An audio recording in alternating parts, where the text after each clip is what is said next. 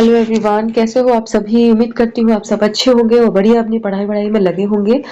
आज हम करने वाले हैं आगे का अपना सीडीपी की आई थिंक 4th क्लास है ये, है ना, 4थी क्लास। और हमने कल विकास को समझा था, विकास कैसा होता है, वृद्धि है, दोनों में डिफरेंस भी समझा था। और आज हम विकास के सिद्धांतों को पढ़ने वाले हैं। यहीं पे हमने ख़त्म किया था और अभी हम यहीं से उसको शुरू करने वाले हैं। ठीक है, तो बिना समय गंवाए चलो स्टार्ट करते हैं। विकास के सिद्धांत। गैरिसन ने तथा अन्य के अनुसार, गैरिसन एक थे पर्सन और किसी अन्य व्यक्ति, इनका नाम क्लियर नहीं है, उन्होंने कहा था जब बालक विकास की एक अवस्था से दूसरी अवस्था में प्रवेश करता है तब हम उसमें कुछ परिवर्तन देखते हैं। अध्ययनों ने सिद्ध कर दिया है कि ये परिवर्तन निश्चित सिद्धांतों के अनुसार होते हैं। निश्चित सिद्धांत होते हैं इनके, मतलब क्लियर होता है कि पहले क्या होगा। ठीक है, निश्चित सिद्धांतों के अनुसार होते हैं। इन्हीं को विकास के सिद्धांत कहा जाता है। हम अधोलिखित पंक्तियों में इसका वर्णन कर रहे हैं। ठीक है, मतलब क्या बोला है कि कोई भी इंसान का अगर विकास हो रहा है तो वो किसी सिद्धांत के दम पे हो रहा है। जैसे हमने देखा है, कई हमने सिद्धांत देखे हैं, जैसे आपका क्या कौन से सिद्धांत होते हैं, जैसे कि आपका एकीकरण का सिद्धांत हुआ, है ना। ये कई तरह के सिद्धांत होते हैं जो कि इनके अनुसार ही बच्चे का विकास होता है। बच्चा सबसे पहले आपका कैसे होगा, सबसे पहले पलटी लेगा बच्चा, फिर आपका बच्चा बैठेगा, फिर घुटने चलेगा, फिर खड़ा होगा, फिर पैदल चलेगा। एक निश्चित क्रम है इसका, एक सिद्धांत है कि ऐसा ही होगा, उसी के अनुसार बच्चे का विकास जो है वो होता है। ये गैरिसन ने कहा है। अब ये परिभाषा को आप कैसे याद रखोगे वो समझो। विकास एक अवस्था से दूसरी अवस्था में प्रवेश करता है ना। उसने क्या बोला है, जब एक बालक विकास की एक अवस्था से दूसरी अवस्था में प्रवेश करता है। ठीक है, तो आप जब गाड़ी में गियर लगाते हो तो एक अवस्था से दूसरी अवस्था चेंज होती कि नहीं होती है ना। जब जिसके पास ये 4 व्हीलर हो पता होगा कि हम जब अवस्था चेंज करते हैं उसकी, है ना, तो गियर लगाते हैं नहीं लगाते हैं, गियर लगाते हैं तो उसकी थोड़ी सी पोजीशन चेंज हो जाती है ना। तो वही इसमें बोला है, गैरिसन को आप वही बना लो, अपना गियर बना लो, गैरिसन को गियर बना लो, है ना। गाड़ी का गियर गियर जब लगाओगे तो थोड़ी सी पोजीशन में बदलाव होता है नहीं होता है। तो वही यहाँ बोल रहा है कि गैरिसन के अनुसार जब बालक विकास की एक अवस्था से दूसरी अवस्था में प्रवेश करता है तो, है ना, तो बाकी की छोड़ दो, आप ये कीवर्ड पकड़ लो, आपको याद आ जाएगा कि एक अवस्था से दूसरी अवस्था में प्रवेश करता है। किसने कहा है, गैरिसन ने कहा है। ठीक है, अब जब भी ये परिभाषा है याद रख लेना, गियर लगाते हैं तो पोजीशन में चेंज होता है। ठीक है, अगला देखेंगे, निरंतर विकास का सिद्धांत किसने दिया है, स्किनर ने दिया है। निरंतर विकास का सिद्धांत, ये भी सिद्धांत है कि नहीं है ना। तो किसने दिया है, स्किनर ने दिया है। अब इनको याद करते हैं अपन कैसे ट्रिक से। इस सिद्धांत के अनुसार विकास की प्रक्रिया अविराम गति से निरंतर चलती रहती है। ठीक है, पर यह कभी तीव्र तो कभी मंद होती है। ठीक है, निरंतर गति से एक तो चलती है लेकिन कभी यह तीव्र होती है, कभी मंद होती है। उदाहरणार्थ, प्रथम 3 वर्षों में बालक के विकास की प्रक्रिया रहती है और उसके बाद प्रक्रिया मंद पड़ जाती है। ठीक है, इनमें क्या हमने बोला है कि विकास एक तो पहली बात तो निरंतर चलता है, लेकिन यह कभी तीव्र हो जाता है, कभी मंद हो जाता है। ये इन्होंने बोला हुआ है। किसने बोला है, ये स्किनर ने बोला है। किसने बोला है, कहाँ गए स्किनर साहब, स्किनर ने ये बोला है। ठीक है, स्किनर ने। ठीक है, हाँ, तो अब इसको अगेन मुझे बहुत जोर से छींक आई, ऐसा लग रहा है जुकाम हो गया फिर से अगेन। ठीक है, तो सिद्धांत स्किनर ने ये बात बोली है कि विकास अविराम गति से पहली चीज़ तो चलती है, पर यह कभी तीव्र कभी मंद हो जाती है। जिसके नाम के आगे नर लिखा है, मतलब पुरुष वर्ग लिखा है। पुरुष क्या है, पुरुष क्या होते हैं, अविराम गति से चलते रहते हैं, मतलब जो है ना, अपना काम बराबर से करते रहते हैं, लेकिन उनके मूड का कोई ठिकाना नहीं रहता। कभी तीव्र हो जाता है, कभी गुस्से में जाते हैं, कभी बिल्कुल शांत हो जाते हैं, मजाक मस्ती करने लग जाते हैं। तो नर है नहीं, पुरुष की बात हो रही है कि पुरुष वैसे तो नॉर्मल गति से अपने चलते रहते हैं, नॉर्मल व्यवहार रखते हैं, लेकिन उन्हें कोई छेड़ दे, जरा सा गुस्सा दिला दे तो बहुत खतरनाक तीव्र हो जाते हैं। और कोई जरा सा ही प्यार से पुचकार ले तो बिल्कुल, है ना, आगे पीछे घूमने वाले हो जाते हैं। तो इसके नर यानी नर ने, ये नर ऐसे ही होते हैं। तो नर की जब बात आए, तीव्र और मंद की बात है, तो समझ जाना किसकी बात हो रही है, स्किनर की बात हो रही है। ठीक है, समझ में आ गया। और निरंतरता का सिद्धांत क्या होता है कि विकास हमेशा चलता ही रहता है, रुकता नहीं है, लेकिन कभी स्लो स्पीड में बढ़ता है, मतलब कभी बहुत जल्दी बदलाव होते हैं, बहुत जल्दी विकसित हो जाता है बच्चा। जैसे देखते हैं ना, छोटा सा बच्चा होता है, जैसे ही पैदा होता है बिल्कुल ज़रा सा होता है, लेकिन साल 2 साल में देखो चलने लगा, दौड़ने लगा, तीव्र गति से हो रहा है।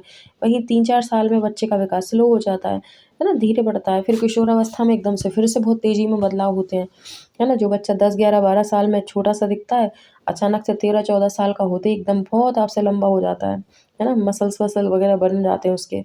तो निरंतरता का सिद्धांत यही कहता है। और किसने कहा? ये स्किनर ने कहा है। और अपन ने ट्रिक देख ही ली, नर है ना, अजीब टाइप के होते हैं ना, मूड का ही भरोसा नहीं रहता, कब गुस्से में कब नॉर्मल है। डरती है बेचारी बीवियाँ बात करने में, पता नहीं कब है ना क्या कर दें ये। ठीक है, तो स्किनर को ऐसे याद कर लेना। आगे देखेंगे, विकास की विभिन्न गति का सिद्धांत। अब क्या बोलता है? विकास की विभिन्न गति का सिद्धांत। अब ये किसने दिया हुआ है? डगलस एवं हॉलैंड ने। ठीक है, डगलस एवं हॉलैंड ने ये सिद्धांत दिया है, विकास की विभिन्न गति का सिद्धांत। डगलस एवं हॉलैंड ने इस सिद्धांत का स्पष्टीकरण करते हुए लिखा है, विभिन्न व्यक्तियों के विकास की गति में विभिन्नता होती है। ठीक है, विभिन्न व्यक्तियों के विकास में विभिन्नता होती है और यह विभिन्नता विकास के संपूर्ण काल में यथावत बनी रहती है। विकास के संपूर्ण काल में मतलब कोई इंसान जो है स्लो बढ़ रहा है, मान लो इसकी बढ़ने की स्पीड, बढ़ने से मतलब यही नहीं है, मतलब मानसिक विकास भी उसका स्लो हो रहा है ना, उसके शारीरिक विकास भी स्लो हो रहा है, तो वो जीवन पर्यंत वैसे ही रहती है। ये क्या बोलती है? विकास की विभिन्न गति का सिद्धांत। ठीक है, संपूर्ण काल में यथावत बनी रहती है। उदाहरणार्थ, जो व्यक्ति जन्म के समय लंबा होता है वह साधारणतया बड़ा होने पर भी लंबा ही रहता है, और जो छोटा होता है वह साधारणतया छोटा ही रहता है। तो ये क्या है? आपका विकास की विभिन्न गति का सिद्धांत। और ये किसने कहा है? डगलस ने कहा है तथा हॉलैंड ने ये बात कही है। ये सिद्धांत किसने दिया है? डगलस और हॉलैंड ने कहा है। ठीक है, इसकी ट्रिक हम देख लेते हैं, मुझे थोड़ा सा टाइम दीजिए।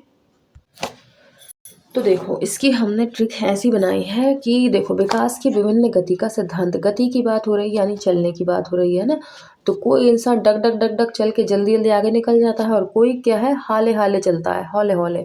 ठीक है, तो हौले हौले मतलब धीरे धीरे चलता है। तो ऐसे याद रख लेना, इन दोनों के नाम आ जाए तो समझ लो, डग डग करके कोई जल्दी चल रहा है, कोई हौले हौले चल रहा है, तो डग डग हौले हौले। ठीक है, तो ये क्या हो रहा है यहाँ पे? विभिन्न गति का सिद्धांत। विभिन्न गति होती है, कोई डग डग डग डग करके जल्दी जल्दी चला जाता है, और कोई जो है हौले हौले धीरे धीरे चलता रहता है। ठीक है, तो ये क्या हो गया? विकास की विभिन्न गति का सिद्धांत। इसको हम ऐसे याद करेंगे। आगे बढ़ते हैं, नेक्स्ट देखेंगे, विकास क्रम का सिद्धांत। अब क्या है? विकास क्रम का सिद्धांत। इस सिद्धांत के अनुसार बालक का मामक यानी मोटर और भाषा संबंधी आदि विकास का एक निश्चित क्रम में होता है। ठीक है, मोटर और भाषा संबंधी आदि विकास एक निश्चित क्रम में होता है। शर्ले, गैसेल, प्याजे, एमिस आदि की परीक्षाओं ने यह बात सिद्ध कर दी है। उदाहरणार्थ, 32 से 36 माह का बालक सर्कल को उल्टा क्लॉकवाइज, 60 माह का बालक सीधा क्लॉकवाइज और 72 माह का फिर उल्टा बनाता है। इसी प्रकार जन्म के समय वह केवल रोना जानता है। 3 माह में वह गले से एक विशेष प्रकार की आवाज़ निकालने लगता है। 6 माह में वह आनंद की ध्वनि करने लगता है। 7 माह में अपने माता पिता के लिए पा, बा, दा आदि शब्दों का प्रयोग करने लगता है। ये मुझे थोड़ा सा समझने दो। उदाहरणार्थ, 32 से 36 माह का बालक वृत्त को उल्टा काउंटर क्लॉकवाइज, 60 माह का बालक सीधा क्लॉकवाइज और 72 माह का फिर उल्टा बनाता है। अच्छा, ऐसा बनाता, बनाने की बात हो रही, मुझे पकड़ने का लगा था। ठीक है, 32 से 36 माह का बच्चा ऐसा बनाएगा सर्कल। ठीक है, 60 माह का बालक सीधा क्लॉकवाइज बनाएगा और 72 माह का फिर से उल्टा बनाएगा। ठीक है, तो ये क्या बना रहा है, क्या कर रहा है बच्चा? विकास क्रम का सिद्धांत, बालक का मामक, गामक होना चाहिए यहाँ पे, मामक ना हो के गामक। ठीक है, गामक। ठीक है, गामक और भाषा संबंधी विकास एक निश्चित क्रम में होता है। निश्चित क्रम का बात बोला हुआ है इन्होंने। ठीक है, तो निश्चित क्रम में कभी ऐसा बना रहा है, कभी ऐसा बना रहा है, कभी ऐसा, है ना। तो ये निश्चित क्रम में बन रहा है। और ठीक है, वह बालक जैसे बोलना सीख रहा है, सबसे पहले रोएगा, फिर 3 माह में गले में विशेष प्रकार की आवाज़ निकालेगा, फिर 6 माह में आनंद की ध्वनि, किलकारियाँ मारता ना वो, और 7 माह में माता पिता के लिए माँ, पा, बा ऐसे शब्दों का प्रयोग करेगा। तो ये क्या हो रहा है, निश्चित क्रम में हो रहा है। विकास क्रम का सिद्धांत बोल रहा है, विकास का एक क्रम होता है कि ऐसा ऐसा होगा। ठीक है, तो ये किस किस ने कहा है, शर्ले, गैसल, पियाजे, एमिस, इन लोगों ने लाइन से कहा है, ये बताया है विकास क्रम का। जैसे पियाजे ने बताया हुआ है कि पहले संक्रियात्मक आएगी अवस्था, मतलब सॉरी संवेगात्मक आएगी, फिर पूर्व संक्रियात्मक, फिर मूर्त संक्रियात्मक, क्रम से बताया हुआ है कि इसमें बच्चा ये करेगा, इसमें बच्चा ये करेगा। इस तरीके से इन लोगों ने इन्फॉर्मेशन दी है इसके बारे में, विकास क्रम के सिद्धांत के बारे में। ठीक है, आगे चलेंगे। विकास दिशा का सिद्धांत। अब विकास दिशा का सिद्धांत है, इस सिद्धांत के अनुसार बालक का विकास सिर से पैर की ओर होता है। ये क्वेश्चन बहुत बार पूछता है, बालक का विकास कैसे होता है, तो सिर से पैर की ओर होता है। ठीक है, सिर से पैर की दिशा में होता है। उदाहरणार्थ, अपने जीवन के प्रथम सप्ताह में बालक केवल अपने सिर को उठा पाता है। प्रथम सप्ताह की बात हो रही है, पहले सिर्फ अपने सिर को उठा पाता है। नेक्स्ट देखेंगे अगले पेज पर।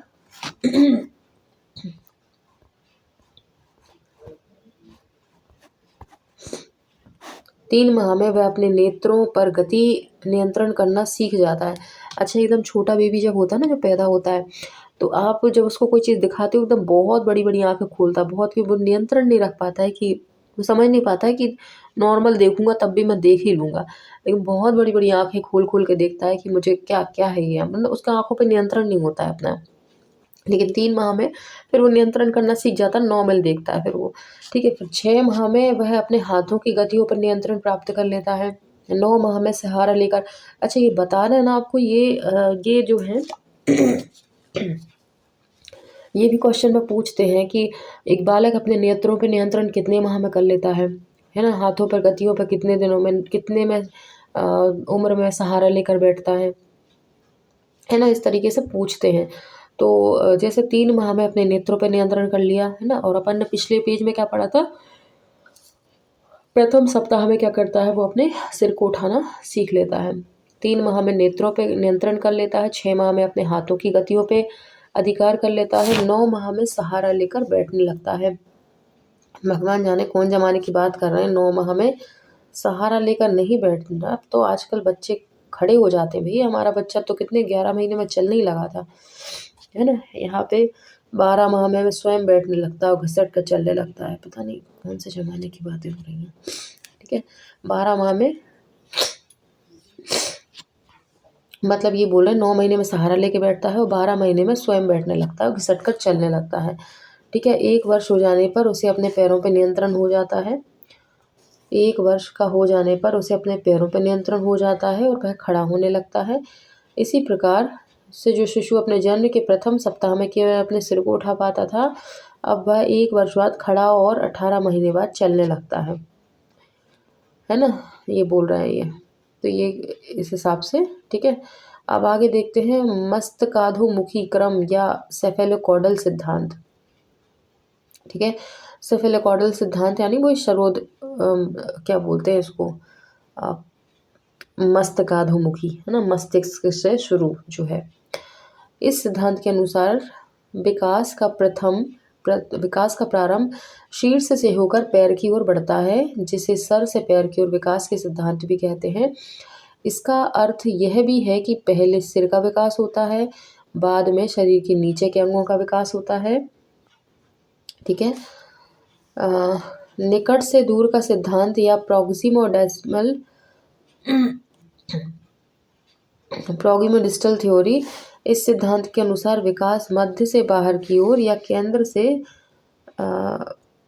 केंद्र से सिरों की ओर होता है ना। जैसे बच्चे की ये रीढ़ की हड्डी है, यहाँ से जो उनकी मांसपेशियाँ यहाँ जो अस्थिपंजर से जुड़ी हुई रहती हैं, एक हाथ बनाएगी, एक पैर बनाएगी, ये सब कनेक्टेड रहते हैं ना हाथों से पैरों से, तो ये यहाँ से होगा, पहले ये डेवलप होगा, फिर इसके बाद यहाँ से हाथ डेवलप होंगे, भाई ये ऐसे ही होता है ना। तो ये प्रॉक्सिमा डिस्टल आपका होगा डेवलपमेंट। ठीक है, आगे देखेंगे, अब एकीकरण का सिद्धांत आता है। नेक्स्ट देखेंगे अपन।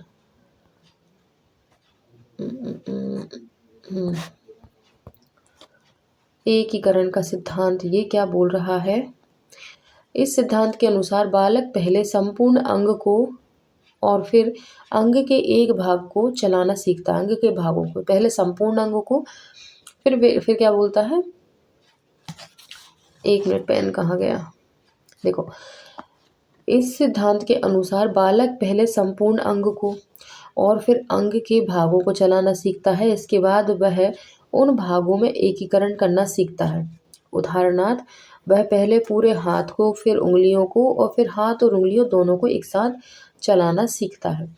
अच्छा, बच्चों को कभी कोई चीज़ पकड़ा के देखना, छोटे छोटे बच्चे होते हैं, वो ऐसा दोनों हाथों से झपटते हैं, बल्कि वो इतनी सी चीज़ होगी जैसे अपन उंगली से उठा लेते हैं, वो पूरा हाथ उसके ऊपर मारते हैं चीज़ को पकड़ने के लिए, है ना।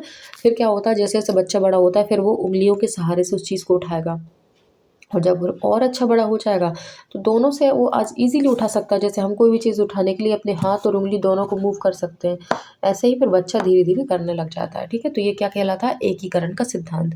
यानी उनके सारे अंगों पर एक साथ उनका कंट्रोल हो रहा है, इसे कहेंगे एकीकरण का सिद्धांत।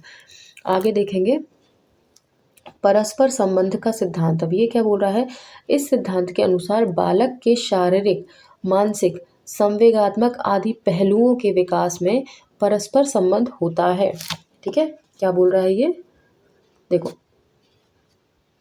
इस सिद्धांत के अनुसार बालक के शारीरिक, मानसिक, संवेगात्मक आदि पहलुओं के विकास में परस्पर संबंध होता है। उदाहरणार्थ, जब बालक के शारीरिक विकास के साथ साथ उसकी रुचियों, ध्यान के केंद्रीकरण और व्यवहार में परिवर्तन होते हैं, तब हम साथ साथ उसमें गामक और भाषा संबंधी विकास भी होता है। ठीक है, परस्पर संबंध की बात हो रही है। ये क्या बोल रहा है ये? एक बार ध्यान से फिर से पढ़ो। इस सिद्धांत के अनुसार बालक के शारीरिक, मानसिक, संवेगात्मक आदि पहलुओं के विकास में परस्पर संबंध होता है। शारीरिक विकास सही होगा तो मानसिक सही होगा, मानसिक सही होगा तो उसकी अपनी भावनाओं पर, अपने संवेगों पर नियंत्रण रहेगा, तो संवेगात्मक विकास भी सही होगा। तो ये एक दूसरे से क्या है? जुड़े हुए हैं। ठीक है, आपस में जुड़े हुए थे। अगर किसी बालक के शारीरिक विकास में कोई प्रॉब्लम है, शरीर में कोई विकृति है, तो क्या होगा? उसका मानसिक डेवलपमेंट, क्योंकि उसको कहीं ना कहीं हीन भावना होगी अपने मन में, जिसके कारण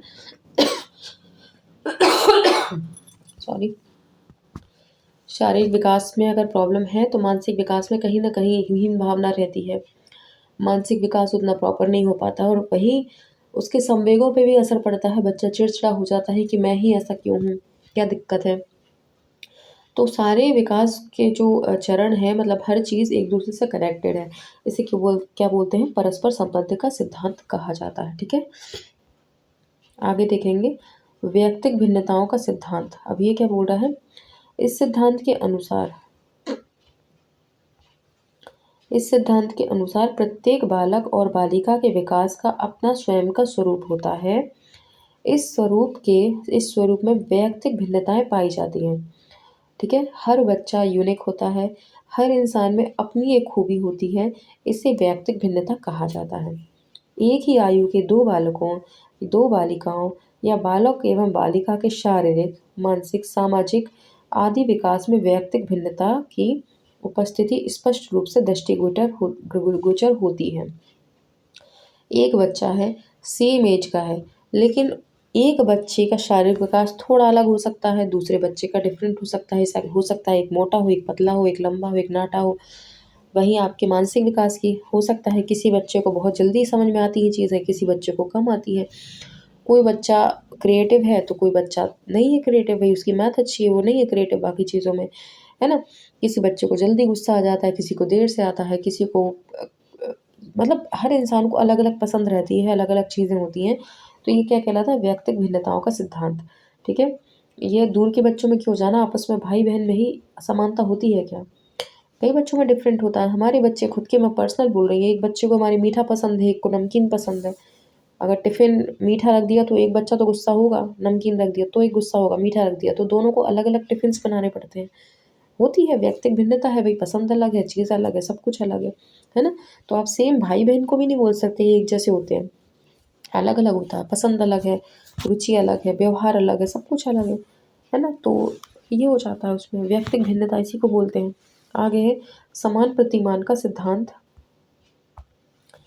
इस सिद्धांत का अर्थ स्पष्ट करते हुए हरलॉक ने लिखा है, प्रत्येक जाति चाहे वह पशु जाति, अब अगले पेज पे चलेंगे, प्रत्येक जाति चाहे वह पशु जाति, ये कौन बोल रही है, हरलॉक मैडम। पशु जाति हो या मानव जाति, अपनी जाति के अनुरूप विकास के प्रतिमान का अनुसरण करती है। ठीक है, उदाहरणार्थ संसार के प्रत्येक भाग में मानव जाति के शिशुओं के विकास का प्रतिमान एक ही है और उनमें किसी प्रकार का अंतर होना संभव नहीं है। ठीक है, ये कौन बोल रही है, मैडम हरलॉक बोल रही है कि मानव जाति हो या कोई जानवर की जाति हो, पशु जाति हो, हर बच्चा अपनी जाति के अनुसार विकास करेगा। ठीक है, और उसका विकास जो है एक समान प्रतिमान में होगा। ठीक है, प्रतिमान चेंज नहीं होंगे, जो मैंने अभी आपको बताया था कि समान प्रतिमान से होंगे, समान होंगे कि पहले बच्चा घुटने के बल ही चलेगा, पहले बच्चा बैठेगा ही, ये जो क्रम है, प्रतिमान है, ये इसके अनुसार ही होगा, हर इंसान में होगा। इंसान का बच्चा है तो इंसान के जैसा ही दिखेगा, पशु का बच्चा है तो उसके जैसा ही दिखेगा। ठीक है, ऐसा नहीं है कि इंसान का बच्चा है लेकिन वो लग रहा है बंदर जैसा या किसी और जैसा, वैसा नहीं होता। इंसान का बच्चा है तो इंसान के जैसा ही दिखेगा, कुत्ते का बच्चा है तो कुत्ते के जैसे ही दिखेगा, बिल्ली का है तो बिल्ली के जैसे ही दिखेगा। ठीक है, और उसका ग्रोथ जो है उनके अनुसार वैसे ही होगी। जानवरों में जो शुरू में एक बच्चे के साथ होता है वैसा दूसरे के बच्चे के साथ भी वैसा ही होगा, है ना, अलग नहीं होगा वो। अगला है सामान्य से विशिष्ट परिस्थितियों का सिद्धांत। ठीक है, सामान्य से विशिष्ट परिस्थितियों का सिद्धांत। इस सिद्धांत के अनुसार बालक का विकास सामान्य प्रतिक्रियाओं की ओर होता है। उदाहरणार्थ नवजात शिशु अपने शरीर के किसी एक अंग का संचालन करने से पूर्व अपने शरीर का संचालन करता है और किसी विशेष वस्तु की ओर इशारा करने से पूर्व अपने हाथों को सामान्य रूप से चलाता है। ये क्या है, सामान्य से विशिष्ट प्रक्रियाओं का सिद्धांत है। ठीक है, पहले बच्चा सामान्य प्रतिक्रियाएं करेगा फिर विशिष्ट की ओर जाएगा, पहले वो अपने एफर्ट्स लगाएगा, नहीं तो फिर वो आगे जाएगा फिर उसमें। ठीक है, ठीक है, समझ में आया अपना सामान्य से विशिष्ट की ओर। अगला देखेंगे वंशानुक्रम व वातावरण की अंतःक्रिया का सिद्धांत, की बहुत इंपॉर्टेंट है, बार बार पूछता है ये। ठीक है, इस सिद्धांत के अनुसार बालक का विकास न केवल वंशानुक्रम के कारण और न केवल वातावरण के कारण वरन दोनों की अंतःक्रिया के कारण होता है। ठीक है, ये तो खैर सभी समझते हैं ये बात कि अगर बच्चा जो है, जैसे मान लेते हैं कि किसी पर्टिकुलर जगह पे, जैसे मान लो किसी बच्चे का जन्म होना है, लेडी प्रेग्नेंट है या नहीं भी है, चलो ऐसे ही चलेगा। उनने सोचा कि माँ बाप ने कि हमारे पूरे खानदान के लोग काले कलूटे हैं, अपन चलो अमेरिका में रहते हैं और वहाँ सबके बच्चे गोरे होते हैं, अपना बच्चा भी गोरे ही हो जाएगा। बच्चे लेडी को ले गए वहाँ, लेडी प्रेग्नेंट हुई, बच्चे का जन्म हुआ लेकिन कलूटा ही पैदा हुआ, अगेन नहीं हुआ वो गोरा पैदा, क्योंकि आपने सिर्फ वातावरण बदला लेकिन आपका क्या है, वंश तो आपका वही है, वंशानुक्रम तो रहेगा ना। आप सब काले हो तो बच्चा काला ही होगा, तुम उसे गोरों के परिवेश में ले जाकर गोरा थोड़ी ना कर लोगे। ऐसे ही इसका हो जाता है। वातावरण का तो ये देख लिया अपन ने, वंशानुक्रम का देख लेते हैं, है ना। तो मतलब दोनों के जुड़ने से ही होगा। अगर आपका वंशानुक्रम प्लस आपकी संस्कृति या वातावरण है, दोनों के जुड़ने से ही कुछ मतलब आपका अंतःक्रिया होगी, तभी आपको रिजल्ट मिलेगा, बिना उसके नहीं मिल सकता। ठीक है, तो ये रहता है इसमें। आगे देखेंगे अपन फिर कौन सा आता है, अब आता है वर्तुलाकार विकास का सिद्धांत। प्राणी का विकास लंबवत नहीं होता बल्कि वर्तुलाकार होता है। ठीक है, लंबवत ना होकर कैसा होता है, वर्तुलाकार होता है। इस गति से विकास होने पर विकास का सुदृढ़ीकरण होना पता चलता है। एक मिनट रुकना, पेन कहाँ गया। वह एक सी गति से सीधा चलकर विकास को प्राप्त नहीं होता, बल्कि बढ़ते हुए पीछे हटकर अपने विकास को परिपक्व व स्थायी बनाते हुए वर्तुलाकार आकृति की तरह आगे बढ़ता है। किसी एक अवस्था में तेजी से आगे बढ़ते हुए उसी गति से आगे नहीं जाता, बल्कि अपने विकास की गति को धीमा करते हुए आगे के वर्षों में विश्राम लेता हुआ प्रतीत होता है, ताकि प्राप्त वृद्धि और विकास को स्थायी रूप मिल सके। ठीक है, अभी आगे समझते हैं, चित्र में समझ में आ जाएगा आपको। ये नेक्स्ट पेज पर है वर्तुलाकार। ये रहा आपका वर्तुलाकार। ठीक है, ये छल्लेदार। देखो इसमें ये दिया हुआ है, व्यक्ति विशेष इस बिंदु से अपने जीवन की यात्रा आरंभ करता है। यहाँ से, ओहो देखो, यहाँ से बच्चे ने विकास करना शुरू किया। ये चलता जा रहा है, चलता जा रहा है। ठीक है, अब यहाँ पहुंचकर क्या हुआ, परंतु पीछे मुड़कर पहले के विकास को स्थायी बनाने का प्रयास करता है। यहाँ तक आ गया, पीछे जो छोड़ कर आया ये इसको स्थायी बनाने का प्रयास करता है। ठीक है, फिर आगे बढ़ता है। पहले वह इस प्रकार गति करता हुआ आगे बढ़ता है। ठीक है, आगे बढ़ रहा है, अभी तो बढ़ने दो उसको आगे। ठीक है, अरे रे अब ऊपर कैसे जाऊँ मैं। ठीक है, आगे बढ़ता है और मतलब क्या है कि गंभीर होकर आगे तो बढ़ ही रहा है, मतलब आगे तो बढ़ ही रहा है, लेकिन साथ में पीछे के जो उसको जो उसमें डेवलपमेंट हुई है उसको क्या करता जाता है, स्थायी करता हुआ चलता है। ठीक है, वर्तुलाकार होता है। साथ ही साथ कहीं पर स्लो रहता है, कहीं पर हो जाता है, घूम रहा है ना, कहीं पर स्लो है, कहीं पर वो तेज है। इस तरीके से वर्तुलाकार होता हुआ चला जाता है। लेकिन सीधी रेखा में अगर विकास होता है, मतलब सीधा तुम सीधे सीधे बढ़ रहे हो, कुछ वो नहीं है। लेकिन यहाँ पे कभी विकास स्लो हो रहा है, कभी तेज हो रहा है, इस तरीके से आपका वर्तुलाकार होता रहता है विकास।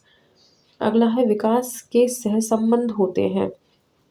विकास में सहसंबंध कैसे होते हैं, व्यक्ति के विशेषक एक दूसरे के अनुपात में विकसित होते हैं। ठीक है, व्यक्ति के विशेषक एक दूसरे के अनुपात में विकसित होते हैं। शारीरिक एवं मानसिक विकास के विशेषकों के मध्य उच्च सहसंबंध पाया जाता है। प्रतिभाशाली बालकों पर किए गए अध्ययनों से यह पाया गया कि जिन बालकों की मानसिक विकास अच्छा होता है, इसका संबंध विद्यालय जाने के लिए बालक की तैयारी से भी होता है। प्रायः ऐसा कहा गया है कि प्रकृति एक क्षेत्र की न्यूनता की पूर्ति दूसरे क्षेत्र में उपलब्धि से कर देती है। जैसे लड़का जो सुंदर है किंतु गूंगी है, लड़की जो सुंदर है किंतु गूंगी है तथा पढ़ाई में तेज बालक विकलांग है। अच्छा, विकास में सहसंबंध होते हैं। एक सेकेंड, हाँ इसको मुझे दोबारा पढ़ना पड़ेगा, तब मैं आपको समझा पाऊंगी। जरा फिर से करते हैं, कुछ चीज़ें मिट गई हैं इसमें।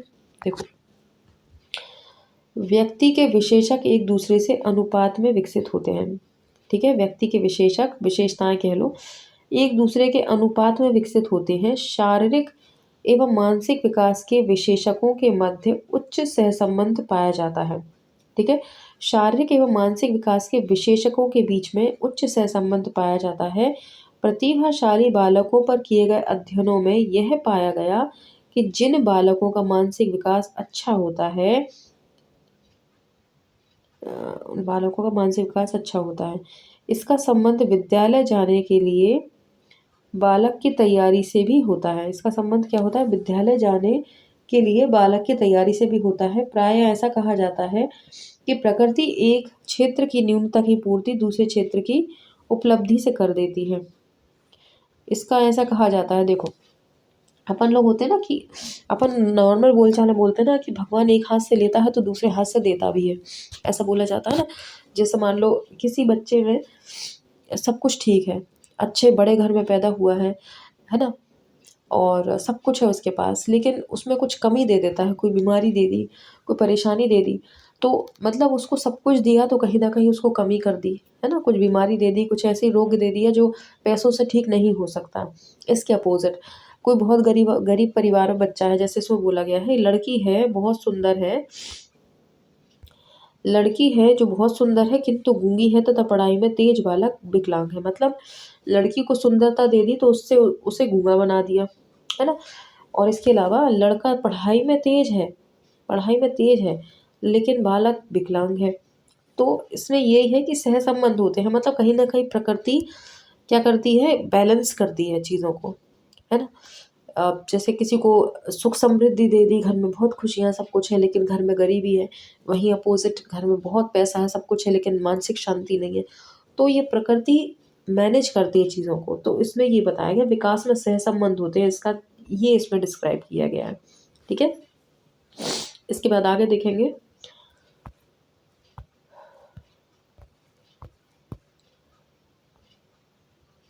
अच्छा, उसी को आगे बताया हुआ है। इस विश्वास की रूढ़िगत धारणा है, इसे प्रयोगात्मक रूप से सिद्ध नहीं किया जा सकता, इसीलिए कभी सिद्ध नहीं किया जा सकता कि ऐसा होता है, धारणा है बस ये। प्रतिभाशाली बालकों के अपने प्रतिभाशाली बालकों के अपने अध्ययन में टर्मन 1959 में पाया कि वांछित विशेषज्ञ मध्य उम्र तक साथ साथ चलते हैं। बुद्धि, शक्ति, शारीरिक स्वास्थ्य एवं संवेगात्मक स्थिरता में कोई ऋणात्मक सहसंबंध नहीं पाया गया। ठीक है, बुद्धि हुई, शक्ति हुई, शारीरिक स्वास्थ्य हुआ एवं संवेगात्मक स्थिरता हुई में कोई ऋणात्मक सहसंबंध नहीं पाया, कोई नेगेटिविटी नहीं पाई गई इसमें सहसंबंध। ठीक है, ठीक है, आगे देखेंगे। बाल विकास के सिद्धांतों का शैक्षिक महत्व। अब इसका शैक्षिक महत्व समझते हैं। बाल विकास के उपयुक्त सिद्धांतों का शैक्षणिक दृष्टि से काफी महत्वपूर्ण स्थान है। विकास की गति और मात्रा सभी बालकों में एक जैसी नहीं पाई जाती, अतः व्यक्तिगत भिन्नता को ध्यान में रखकर सभी बालकों से एक जैसे विकास की आशा नहीं करनी चाहिए। ठीक है, यदि बालक से अधिक की अपेक्षा की जाएगी तो उसमें अपूर्णता की भावना आ जाएगी तथा कम की अपेक्षा की जाएगी तो उसकी भावना और क्रियाओं को प्रोत्साहन नहीं मिल पाएगा। परिणामतः वह जिन कार्यों को करने में क्षमता उसमें होगी वह भी ठीक से नहीं कर पाएगा। इसमें ये बोला गया है कि प्रत्येक बालक यूनिक है। आप किसी अच्छे बच्चे को देखकर उसमें बुराई नहीं निकाल सकते कि देखो तुम्हारा साथ वाला बच्चा कितना इंटेलिजेंट, तुम गधों जैसे काम करते हो, आप उससे ये नहीं बोल सकते, वरना उसमें हीन भावना आ जाएगी, है ना। और आप उस गधे बच्चे को देखकर अपने बच्चे की उपेक्षा नहीं कर सकते हो कि वो नहीं कर रहा तो तुमको क्यों पड़ती है हर काम करने की। तो क्या होगा कि उसको उसकी जो क्षमताएं है ना वो वहीं दब जाएगी और जो कर सकता है वो भी नहीं कर पाएगा। बच्चा मान लो कह रहा है कि मुझे फुटबॉल में मेरी जॉइन करा दो, मुझे फुटबॉल खेलना अच्छा लगता है, क्रिकेट सीखूंगा मैं, ये करूंगा, और आप लोग डांट दो उसको कि कोई ज़रूरत नहीं है, तेरा भाई कुछ भी तो नहीं बोलता, तू बहुत डिमांड करता है, ये करना है वो करना है। तो इससे क्या होगा, बच्चे की भावनाएं वहीं की वहीं दब के रह जाएंगी और हो सकता है वो क्रिकेट फील्ड में अच्छा कर सकता है लेकिन आपने उसकी भावनाओं को दबा दिया तो वो विकास हो ही नहीं पाया उसका। तो प्रत्येक बच्चा भिन्न होता है, आप किसी से उसकी तुलना नहीं कर सकते, ना पॉजिटिव वे में ना नेगेटिव वे में। ठीक है, अगला है विकास के सिद्धांत। विकास के सिद्धांत पाठ्यक्रम निर्माण में बड़े सहायक होते हैं। पाठ्यक्रम इस प्रकार बनाया जाना चाहिए जिसमें बालकों का सभी क्षेत्रों में विकास हो सके। पाठ्यक्रम में पाठ्य सहगामी क्रियाओं का भी आयोजन होना चाहिए। विकास के सिद्धांतों के ज्ञान के कारण ही बालक की विभिन्न अवस्थाओं के लिए भिन्न भिन्न पाठ्यक्रम बनाए जा सकते हैं।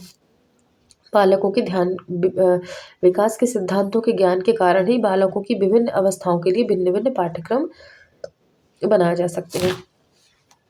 अगला देखेंगे, विकास के सिद्धांतों के आधार पर यह अनुमान लगाया जा सकता है कि बालक का विकास सामान्य रूप से हो रहा है या नहीं।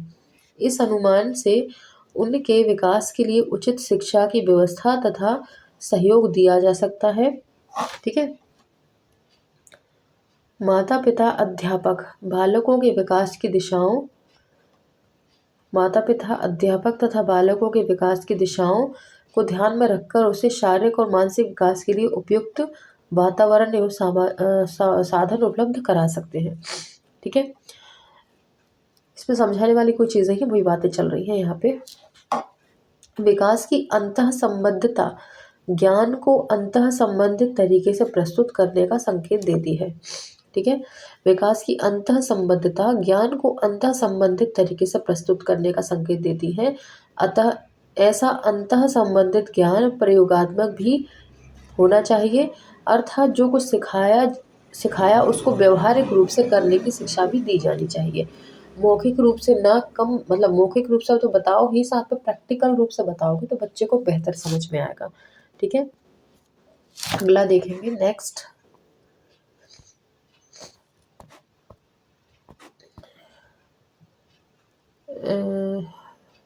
ये तो हो गया।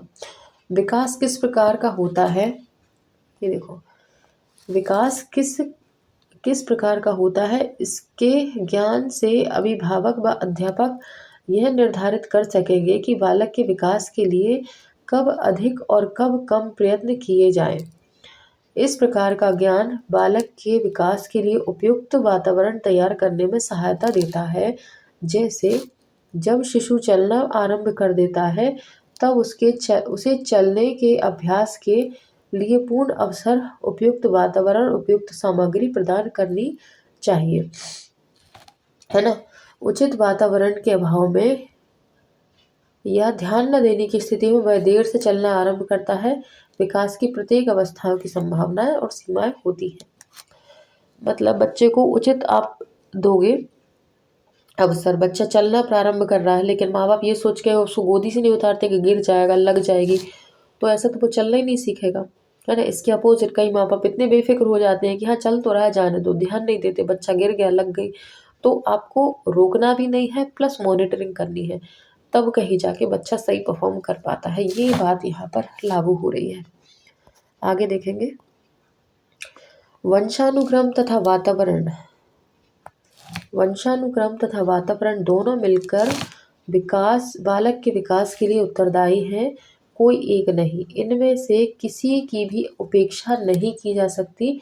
इस बात का ज्ञान वातावरण में आवश्यक सुधार लाकर बालकों को अधिक से अधिक कल्याण के लिए प्रेरित करता है। ठीक है, ये बात भी यहाँ पर हो गई, दोनों को ही अपन ने देख लिया था, इम्पोर्टेंट दोनों ही है। अभी नेक्स्ट देखेंगे, नेक्स्ट यहाँ पे देखो, विकासात्मक अवस्था का सिद्धांत, विकासात्मक अवस्था सिद्धांत दी है, जिसमें शैशवावस्था में बताया है विश्वास बनाम अविश्वास। ठीक है, शैशवावस्था में क्या रहता है, विश्वास बनाम अविश्वास, और मूलभूत गुण क्या होता है, आशा, और उम्र होती है 0 से 2 वर्ष। ठीक है, इसका क्या होता है, आशा, विश्वास बनाम अविश्वास में मूलभूत गुण क्या है, बेसिक स्किल, आशा, और उम्र इतनी है। आगे पढ़ेंगे तब क्लियर हो जाएगा आपको। नेक्स्ट पेज पर चलना पड़ेगा। हाँ, नेक्स्ट है, फिर आता है प्रारंभिक बाल्यावस्था। फिर क्या आता है आपका, प्रारंभिक बाल्यावस्था।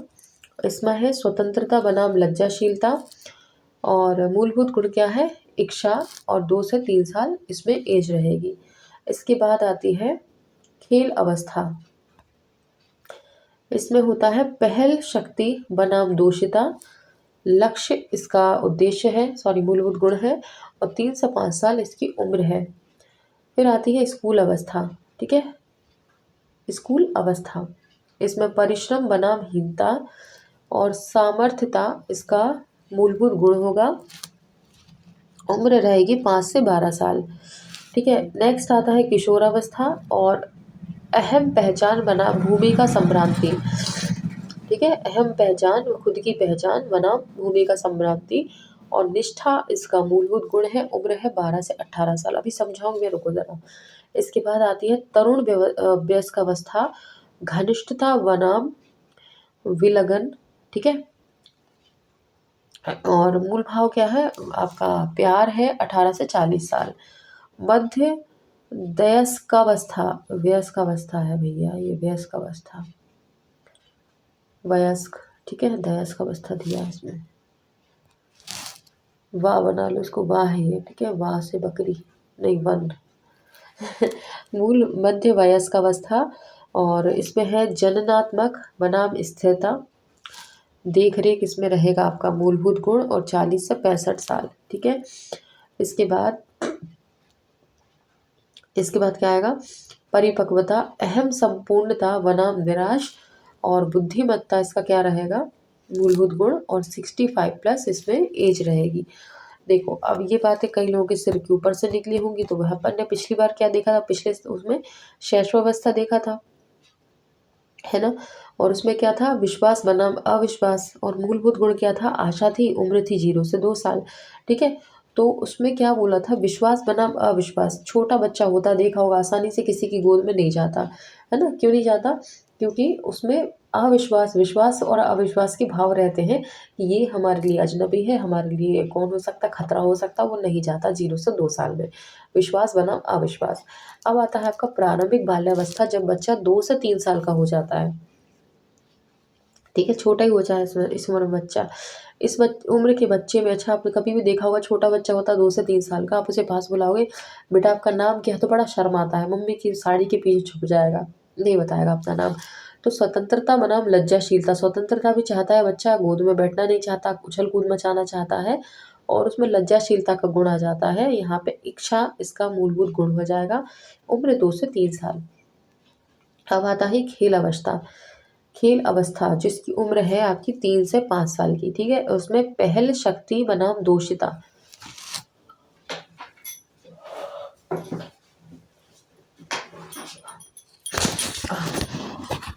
पहल शक्ति बनाम दोषिता। अब देखो मैं इसको कोड वर्ड में भी थोड़ा सा बता रही हूँ समझने के लिए कि खेल अवस्था मतलब पहल। अब बच्चे पहल करते हैं खेलने के लिए, हमें खेलना है, हमें मतलब हर चीज़ की पहल करना, हमको खेलना है, हम आगे रहेंगे, हम कैप्टन बनेंगे, इसके हर चीज़ में पहल कर देते हैं। और खेल बिगड़ जाता है तो दोषिता, नाम दोष लगा देते हैं, है ना, कि तेरे कारण खेल बिगड़ा हमारा, ऐसा हो गया था। तो इस उम्र में कौन सी, 3 से 5 साल में। ये ट्रिक के लिए बता रही हूँ, इसका ऐसा नहीं है इसमें, है ना, लेकिन आप ट्रिक के लिए जस्ट याद कर लो।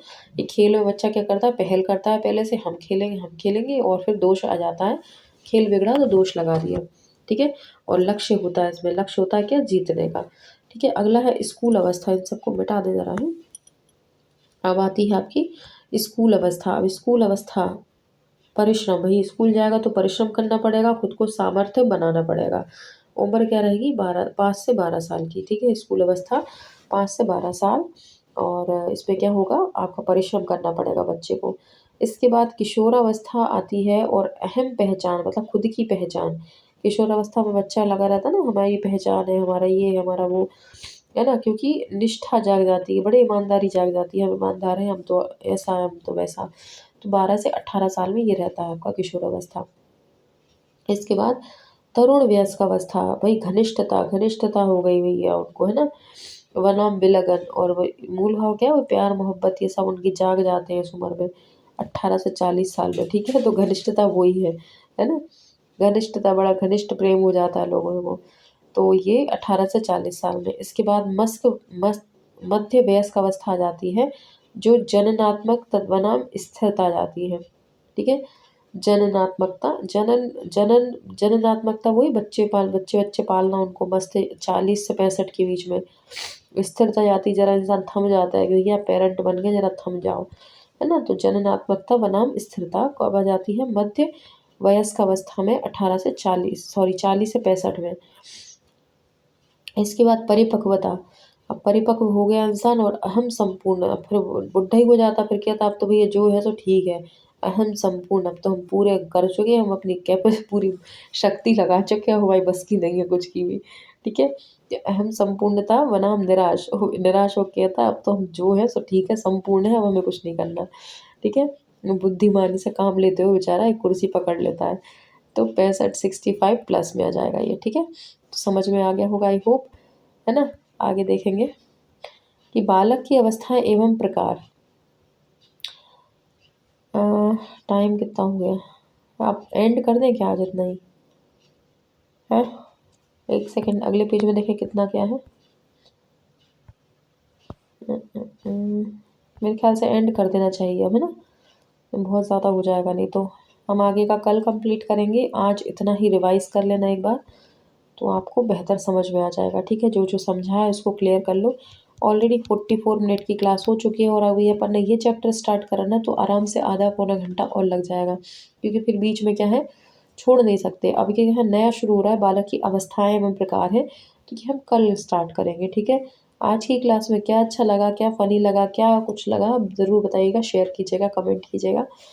ठीक है, क्योंकि हँसते-हँसते पढ़ते हैं ना तो याद रहता है। बचपन में देखा होगा आपने, हँसी-खुशी के बहुत से पल याद होते हैं। लेकिन अभी जो एट प्रेज़ेंट जो टेंशन वाली लाइफ़ है ना, 1 साल पीछे का ही पूछेंगे ना तो नहीं बता पाओगे, क्योंकि टेंशन पाले बैठे हैं। तो हँसी-हँसी, खुशी-खुशी में पढ़ोगे ना तो एग्ज़ाम तक बिल्कुल याद रहेगा। तो इसमें जो फ़नी मोमेंट आपको अच्छे लगे हो ना आज की पढ़ाई में, क्या फ़नी लगा, कौन-सी मैंने ट्रिक बताई जो बड़ी फ़नी लगी, थोड़ा-सा बताना कमेंट में, ठीक है? अगली वीडियो में मिलूँगी आपसे, तब तक के लिए बाय।